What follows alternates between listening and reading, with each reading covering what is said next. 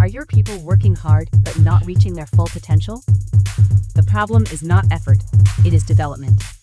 At the Modern Observer Group, we transform workforce development into real performance. Our human-centered achievement programs help your team think better, communicate stronger, and execute at a higher level. That means higher employee engagement, stronger leadership, and measurable results across your organization. If you want a workforce that performs, leads, and delivers, it is time to invest in your people. Visit modernobserver.com and discover how the Modern Observer Group helps you build a workforce that wins.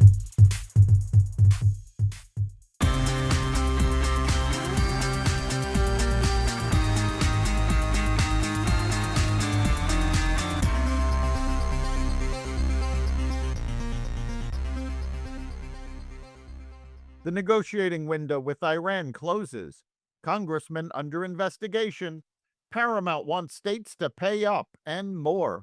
Welcome to the Raw Naked Truth. I'm your host, Eric Lopkin, and here's the news you need to know. The United States' 60-day negotiating window with Iran expired Monday with no peace deal in sight, and President Trump said he will not extend it. "I'm not in a hurry," he told media. Trump also threatened Oman, which just reached an understanding with Iran on future shipping routes. "If Oman gets in the way, we'll bomb the shit out of them," he said. Shipping through the Strait has nearly stopped, with just 3 vessels crossing Sunday, down from 130 a day before the war. Oil prices ticked higher Monday. President Trump ordered the Pentagon to substantially reduce joint military exercises with South Korea, posting Sunday that the drills are costly and send a signal that is totally inappropriate and hostile towards North Korea. The order directs Secretary of War Pete Hegseth to scale back the exercises. Trump cited his relationship with North Korean leader Kim Jong-un, saying North Korea has been unthreatening and respectful during his presidency. He also said Seoul declined his invitation to help denuclearize Iran.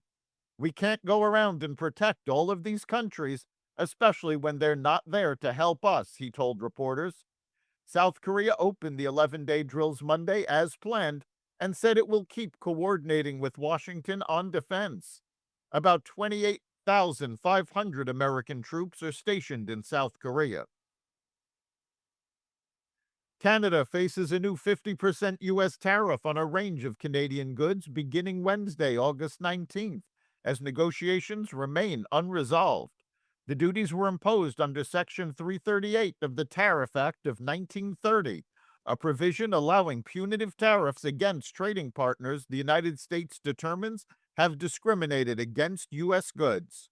The tariffs cover nearly $20 billion in Canadian exports, including wine, furniture, dairy products, cement, clothing, fishing rods, and hockey equipment. That amount equals about 5.2% of the $383 billion in goods the United States imported from Canada in 2025. Canadian trade officials Dominic LeBlanc and Janice Charette remained in Washington for talks. Canadian businesses warned the tariffs could lead to job losses in industries already facing pressure. The House Ethics Committee is investigating Representative Jimmy Gomez, the Democrat from California, over allegations including inappropriate sexual contact with a House staffer. Gomez said in a statement that he made personal mistakes outside my marriage, but added that his extramarital relations were consensual and that he did not break any laws. He's the latest House lawmaker to be accused of misconduct or harassment in relation to AIDS on Capitol Hill, an issue that's rocked Congress and forced a new reckoning over rules of engagement for lawmakers in Washington. Disgraced former Representative Eric Swalwell admitted to FBI agents that he had physical relations with suspected Chinese intelligence operative Christine Fang on a handful of occasions, newly declassified FBI records show. The records, which were declassified by President Donald Trump and released by the White House Government Transparency Task Force Monday, detail 2 FBI interviews with Swalwell, one at an Oakland field office in May 2015 and another at the same location in March 2016, conducted as part of a broader investigation examining Fang's involvement with illicit campaign contributions, funneling interns to Swalwell's office, and other activity. During the first interview, Swalwell told agents he had physical relations with Fang on a handful of occasions, with their last physical encounter occurring in March 2015. Swalwell, meanwhile, joined Congress in 2013.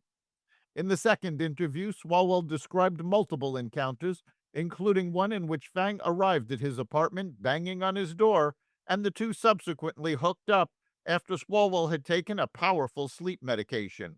The former congressman indicated he had little recollection of the event. The records indicated they probably occurred before Swalwell was elected to Congress. Paramount wants states challenging the Warner Brothers deal to put up a $1.88 billion bond. The movie studio's $110 billion takeover of Warner Brothers Discovery has been delayed by an antitrust lawsuit brought by a California-led coalition of 12 states, and now Paramount Skydance wants them to pay for the delay. Paramount is taking an aggressive stance in the litigation and asking the court to require the states to provide a bond to cover the hefty fees it owe Warner Brothers for the delay, with the money going to the company if it wins the case. In a statement from a Paramount spokesperson, the company pointed to the Clayton Antitrust Act and other federal law that calls on the plaintiffs, or states in this case, being required to post a bond covering the potential harm from halting a transaction to litigate. The merger has passed the scrutiny of the DOJ, FCC, FTC, and every international regulator, casting doubt on the validity of the state's case. That's the Raw Naked Truth for August 18th, 2026. Remember to like and subscribe to the Raw Naked Truth wherever you listen to podcasts. You can catch every episode of the Raw Naked Truth Daily News Brief, as well as our sister podcast, Carnivore Radio, with news analysis and commentary, and the rest of the Xvadio Podcast Network at xvadio.com, the Apple Podcast app, YouTube, Rumble, Spotify, iHeartRadio, Audible, Amazon Music, and other platforms that respect freedom of speech. We'll see you next time.